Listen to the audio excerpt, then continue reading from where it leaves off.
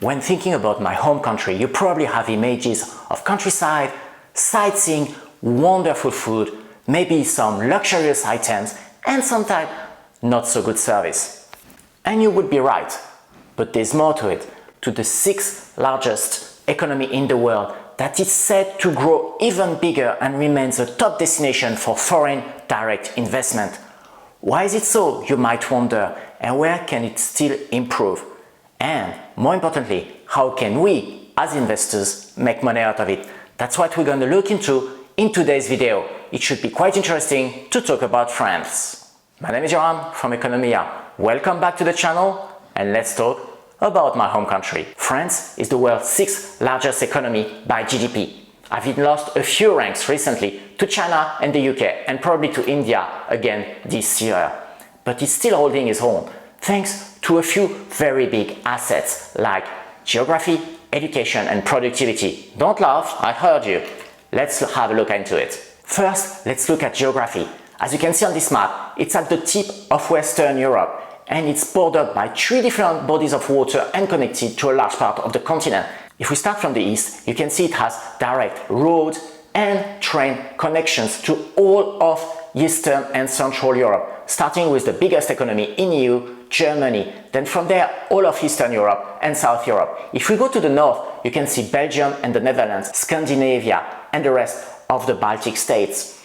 Then we have the channel. From there you go to the UK and Ireland, and you can also take the tunnel underneath, and this opens as well to the North Sea and to the Atlantic Ocean on the west. If we continue, the whole western front of France is on the Atlantic Ocean, opening to North, Central and South America.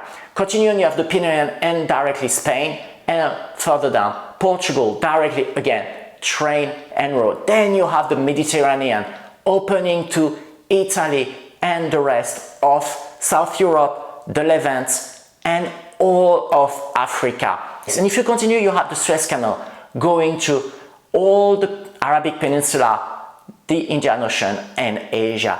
A fantastic place. And if you go and see on screen the main trading partners, you can see how France is concentrating on Europe, but doesn't forget the United States and all of the American continent and Asia. But it won't be all, because this geography also brings so many tourists. France is still the #1 tourist destination in the world, with 90 million tourists visiting the country last year. It is bringing a lot of resources and a lot of money into the economy. And this is all thanks to, of course, the history, but also its very great location. Education comes next. France has had a centralized laïc education since 1905, and you have to be in school until 16. The literacy rate is at 99%, and the schools are working very well, although they need evolution and they are currently underfunded, and the teachers, the professors are not as appreciated as they should be. It's still a very good quality education. If you go to the higher education, university, business school, what we call grandes écoles, engineering school and trade schools, they still rank in the top of the world, and they continue being very well regarded, and all the alumni, especially in engineering, are really well thought after. Third is productivity. I hear you laughing behind your screen. It's not the image you have of French people, but hear me out. According to this chart and this research, French worker average productivity is 25% higher than the average of the OECD and EU, while having the shortest work week. Yes, very efficient. This combination of geography, education and productivity is what has been sustaining the French economy at its level for so many years, and the reason why it's now at the top ranking for foreign direct investment in Western Europe. Also, it has produced as a country many very recognizable brands and companies, as you can see on screen. And currently, the world's richest man is Bernard Arnault, who is the founder and the CEO of LVMH. So, not so bad, right?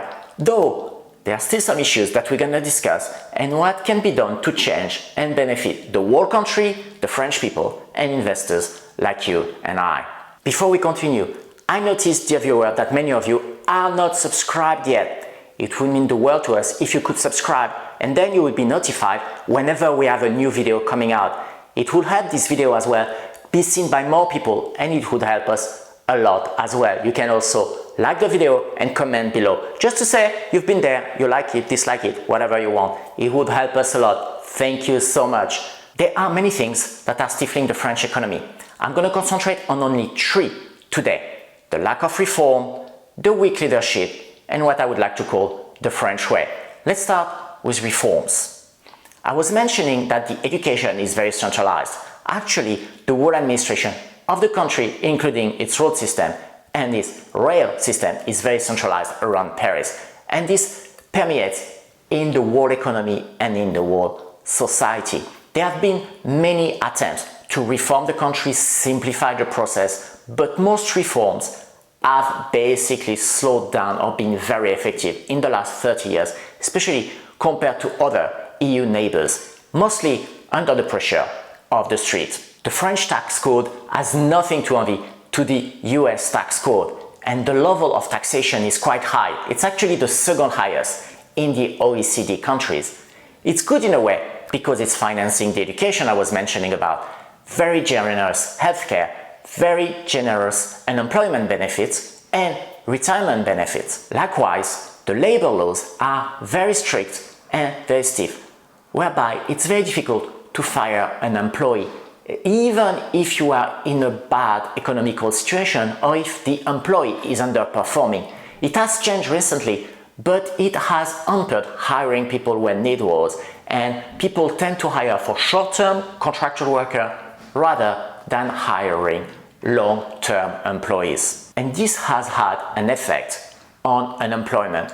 There is a systematically very high unemployment in France, but it has been the lowest it's been in 40 years recently. But as you can see, it's still very high systemic unemployment. The lack of reform is due to the weight of history and a relatively weak political leadership. There are many political parties in France, and usually our parliament is quite divided and no party has an outright majority. So there's a need for coalition, and there's a need to always shift a bit the priority to please everyone. Therefore, we've had many governments unable to push reforms because they would have the street, the pressure of the strikes and demonstration pushing them back, and they would kick the can down the road for the next government. And this has been going on and on and on. I'm sure you've seen a lot of images of the French street completely blockaded, I should say, by union, by demonstration. And the last part is what I would call the French way. We know there's a need for reform. We know we can't continue to live the way we've done, and we want to take care of our children. Thing is, we don't want it to happen to us. It's better if it happens to somebody else. So we argue, we're loud, we demonstrate, and we go to the street. That's the French way. But eventually everybody gets together. At least that's my hope. The lack of reforms and the successive governments kicking the can down the road, as I was saying, and trying to appease the crowd, has led to a situation where the public budget is not a budget anymore. It has not been balanced since the early 20th century, 100 years ago.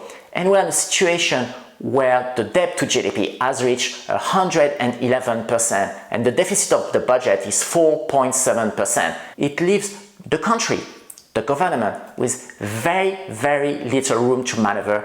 So you may ask, where do we go from there, and can we ever bet on France to make money as investors? Actually, there have been some little changes recently. You probably saw in the news that the age of retirement has been pushed to 64 years old after months and months of strikes and demonstration. It's painful for some, but it's necessary given the higher life expectancy and the changes in the economic environment. There have been also changes in the corporate tax and the personal tax, as well as changes in the labor laws, making it easier to hire and fire people. So progressively, some of the lack of reforms is being addressed, but it's a very slow process. At the same time, the French government has engaged in a very big charm offensive to first build more infrastructure and also make it easier for people to set up shop in France and for French entrepreneurs to basically create companies. You probably heard before, but French electricity mainly comes from nuclear power. Actually, 68% of electricity needs in France come from nuclear power. We currently have 56 nuclear centrals, and there's a plan to build 5 more just been accepted, with more technologically advanced one coming down the line to reduce dependency on fossil fuels and also learning from what happened in Eastern Europe a year ago. Plus, France is looking forward to building the first EV battery manufacturing facilities. Also, there have been a lot of talk between Elon Musk and the French president, with rumor that Tesla might actually be coming and building a plant in France. We shall see. And also, continuing, as I was mentioning before, a lot of foreign direct investment are continuing to pour in. And France has been creating more and more new companies and startups like never before. French people really like to work if they are their own bosses, and there are many companies and many interesting startups coming from my home country. How do you benefit from it? As an investor, you might ask, and you've been waiting for this whole time. Well, you can set up your own company in France if you have a fantastic idea and invest in French companies directly, but that might be a bit difficult, except if you invest in the stock market.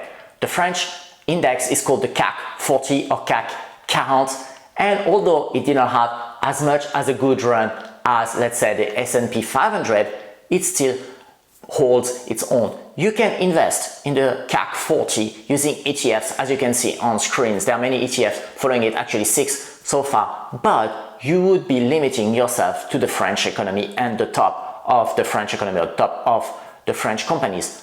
A better move, I think, would be to actually concentrate on an EU-wide index and buy ETFs there, because you would have all the top French companies in there, as well as other top European companies, and you'd be able to basically balance out the risk. I'm listing up for you on screen the best ETFs for Europe, and there's a long list, so I'm going to put the link down below. This would be a good idea for the international part of your ETF portfolio, on top of Asia and other parts, depending on where you're located.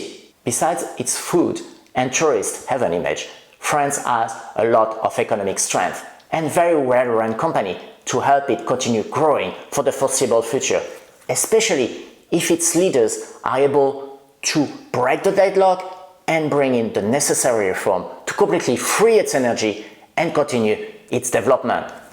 It's worth considering for a diversification of your portfolio. If you like this kind of video, actually, I did a recent one about Japan and its new diplomatic approach. You can check it out just here. If you like this video or learned something, please give it a like, consider subscribing for more videos to come, and do not hesitate to leave comments below. Thank you very much, and until next time, goodbye.